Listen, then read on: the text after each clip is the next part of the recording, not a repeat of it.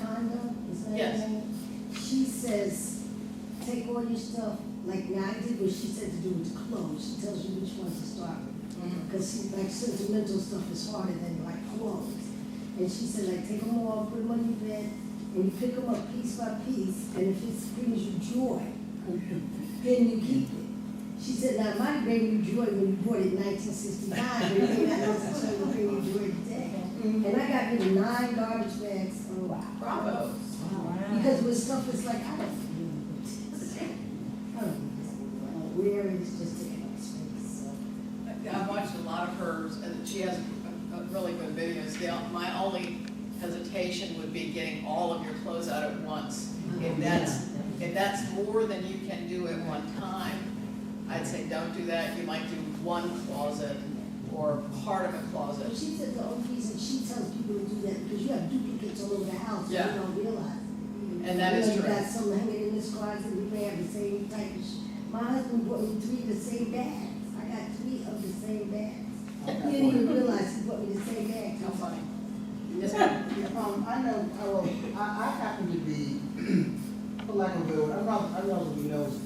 Well, I moved into my sister's house, and, you know, that's where my mother lived and things like that. So, you know, sometimes, you know, like she has like the paper drawer, and I found my first grade report card, the second grade. I found those, and I was so glad that she. Now my mother's been gone Molly's been gone like 5 years, but I just had to be nosy and look for it, and I found it. So it's going into the drawer that my kids are going to have to go through when I'm gone, because I'm keeping them. You know, birthday cards that I gave my mother, my father, I got them. And I'm not saying everybody should get rid of everything. It depends on you, what's important to you. But also don't become the repository of your kids' stuff if they don't want it. Yeah. You know, Oh, no. and let go of. So here's something that people frequently ask me about. What about newspaper articles or headlines? First man on the moon. Don't bother. Nobody's going to buy it. It has no value other than what it means to you. And you can always find that article online. Don't bother keeping things like that. You might want to keep, you know, when your child won an award for swimming, but I would say take a picture of that and let it go. Okay, downsizing. As I mentioned, some people may choose to move to downsize, some people may choose to downsize in their home. Downsizing was a word that started in corporate America. When it came into being, it was not a nice word. It usually meant somebody was getting fired. It has moved over into the personal world. Sometimes people use right-sizing. They say you're going to right-size, meaning you're going to make your life the right way if you want it for yourself. I've recently heard smart-sizing, which I think is sort of interesting. And maybe a little more positive. But anyway, downsizing. So downsizing to me means looking at what we need to do to make our lives work well as we get older. So I mentioned aging in place. Aging in place is when you choose to downsize in your home, but also some people choose to move into a smaller location, a retirement community, a smaller house, a condo, something like that. If you plan to stay in place, give some thought to your home now. Think about how you get around your home easily the way it is set up. Is your kitchen well set up if your mobility changes? Is your bedroom in a convenient place if your mobility changes? Back at the beginning of July, my husband was able to do most anything. He was out mowing the grass, which for us, it means he's going to walk about 2 to 3 miles. At the end of July, my husband was not able to stand or walk, and he has been in the hospital, a rehab for the past 3 months. Absolutely not. He has a tumor on his spine. It's pressing the spinal cord. It makes it not possible for him to stand or walk. No expectation of that whatsoever. I'm fortunate. I've been in work with people who work with older adults who have mobility issues, so I've got a lot of very good connections. But if we hadn't thought about that ahead of time, it would have been more difficult than it is. So think about that now. determine how you are going to live. If you plan to age in your home, look at your home. Look at what you might need to alter to make it possible to stay there. Do you have a full bathroom on the first floor? Is it accessible? If you need to have a bedroom on the first floor, is that possible? Can you get a chairlift to the second floor if that's where the bedroom is that will work well? Can you get in and out of the home easily? Do you need to put a ramp in? If so, think about the layout of that. In the kitchen, can you get around? Most stoves now do have the controls out front. Old ones, sometimes you have to reach across. If you have an older stove like that, think about it.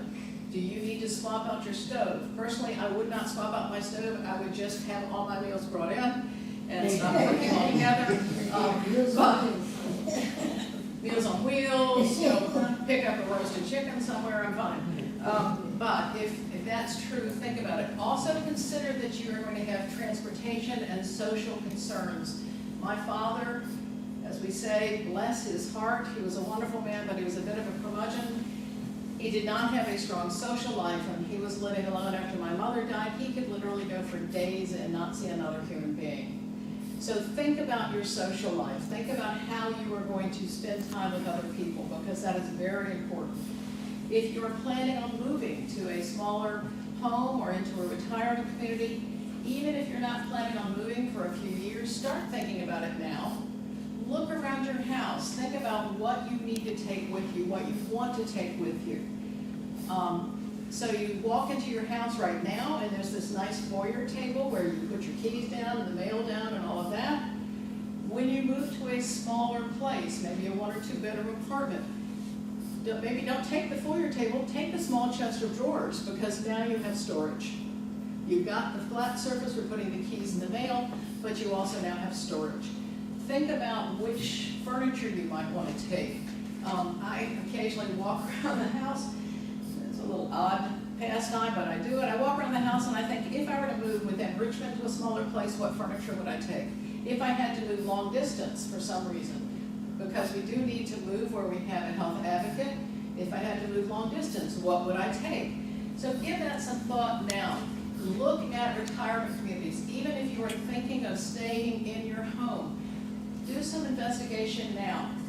I've had more than one call where I was talking to the daughter who lived in Atlanta or the son who lived in Ohio, said, Mom is in the hospital, she cannot go home, we have to move her into a community. I found one online, I'll be there Thursday night, we need to move her on Friday. Don't do that to yourself. Look into what's available and where you might wish to move if you need to. This is my least favorite part of the talk, but don't let a health concern determine where you're going to live. Make those plans ahead of time and then talk with someone, family, friends, whomever, about where. Any questions about that? Okay, let's move on to something that's a little more fun. Dispose of the stuff. So you sorted through your house, you're going to get all this stuff out of here, you're really moving along, and you say, wait, this stuff might have some value. Do I just want to donate it? Is there something I can do with it instead? I always, like to think of family and friends first to see if they want it. As I mentioned, my parents did that with us. I have some pieces in my home that came from I have a corner cabinet that my father's father built, which I really treasure. I will have to confess, I have stepchildren, I don't have children, and I'm trying to figure out whether my niece or my nephew's going to get it. And I'm not sure either of them really want it, to be honest. And that is one thing you're going to find, is that some of the things that you love and treasure and belong to your grandmother, your kids may not want. They're going to say, gosh, Mom, my house is already full, I just can't take anymore. Or they're going to say, gosh, Mom, your early American or your colonial furniture just doesn't go with my Southwest themed home, and they may not want it. With younger people today, you may have your grandmother's Limoges china with 12 place settings and all the serving pieces with those pretty little pink flowers and the gold trim. that you have loved and used for years, and your kids are gonna say, Mom, if it can't go in the dishwasher or the trash, I don't want it. And that just may be the reality. You might find a grandchild might want it, but the question is always, am I willing to keep it long enough for that grandchild to have moved somewhere that they're gonna stay for a while?